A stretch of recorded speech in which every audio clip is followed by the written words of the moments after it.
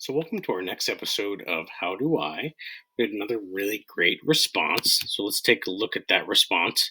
I would like to make my answer keys available after kids submit an assignment. I see that you can do so under the comments section and grading component by attaching a file to each student's response, but I'm wondering if there's a way to make the file available but only have it accessible after the submission is made. I'm asking because of the fact that kids are handing things in late, and I'd like those that are doing it on time to have access to the answers without the kids who are doing things late seeing them before. Sorry, this is a paragraph. No, that's great because this is anonymous, I can't really ask follow-up questions. So the more information, definitely the better. So I designed a module a while back to kind of demo this exact thing. So the top module in our Canvas resource guide is designed to be that. So if you go to modules within our Canvas resource guide, that top module, you will experience that as the student.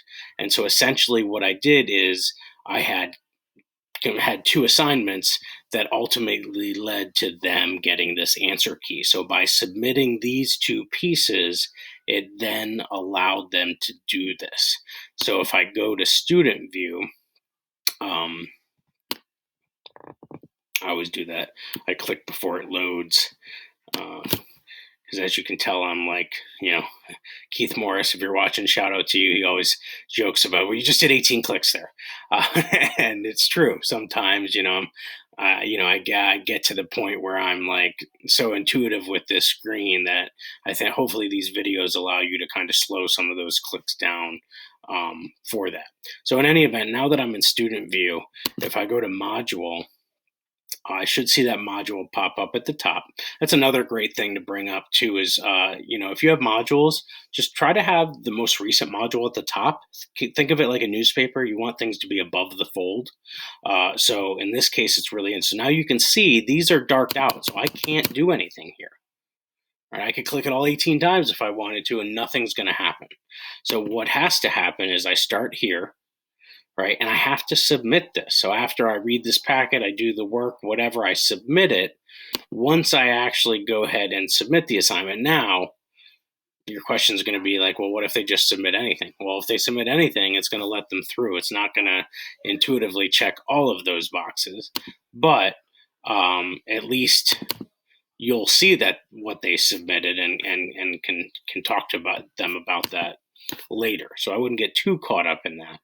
But once I submit that, now I have the ability to click next, and it's going to take me to that next assignment, which is now unlocked for me.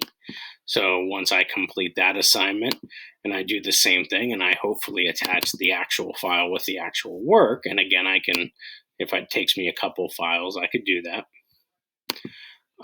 Then once I've done that, now if I show you that module view again, you're going to see that that area is now ready, and I can click on the answer key. And now, if I created a page and put that link to auto force open, now the kids can go and see those 3 pages that they were just working on, or whatever the case may be, 2 pages. So how did I do that? Right, for my next trick. So now that you see the functionality, again, I encourage you to go play with that and see that. Let me leave student view so that I can show you there is no Wizard of Oz. There is merely a man behind the curtain. So on any module, when you're in the gray banner where you have the title, if you click the 3 dots here, you're going to have an edit option. And this is where I set those requirements. So you can see that I click students must complete, and then I did a check mark, students must move through the requirements in sequential order. However, these weren't like this. I had to set this. So so what I had to do was it drops down anything in that module. So you want to load the module up first. So let's say I was going to do this from scratch. I make a new module. Demo requirements, right? And so I'm going to add that module. It's all the way at the bottom. That's the, so once I publish that, now I have to load it with stuff. So you're going to want to make the assignments ahead of time. So once you have the assignments already made, they'll show up here. And if you have them by category, they'll show up under the category. So, let's say that I wanted them to do this file demo assignment. And then once they completed that, I was going to then unlock a page I made that had the answer key. So if the sequence was they do this assignment, they get to see this answer key. Once I've added that to the module, now I'm ready to go and edit. And not prereqs. Prereqs would be they had to do something before they even could get here. I want requirements within the module. Students must complete, and then this box. That's it. Now I got to go down here and I got to build my requirements. So when I select the first thing, the assignment, then I have a couple options. Do they just view it?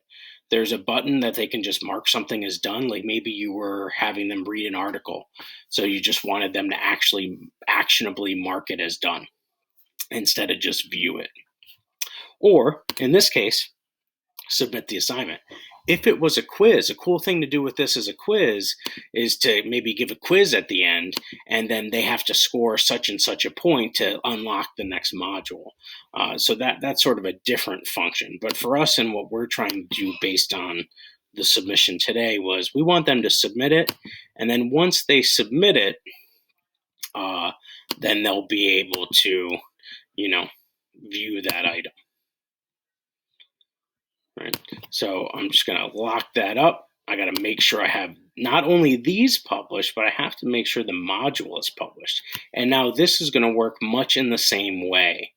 So if I wanted to bring this up to the top without dragging it for days, I can just auto move that to the top. And now you'll see that same functionality when I go to student view. I'm going to let it load. I'm going to learn my lesson. And then when I hit student view now and I go to those modules, you'll see that it's going to have the same effect as that first one I showed you at the very beginning of this demo. So once this student view loads, there we go.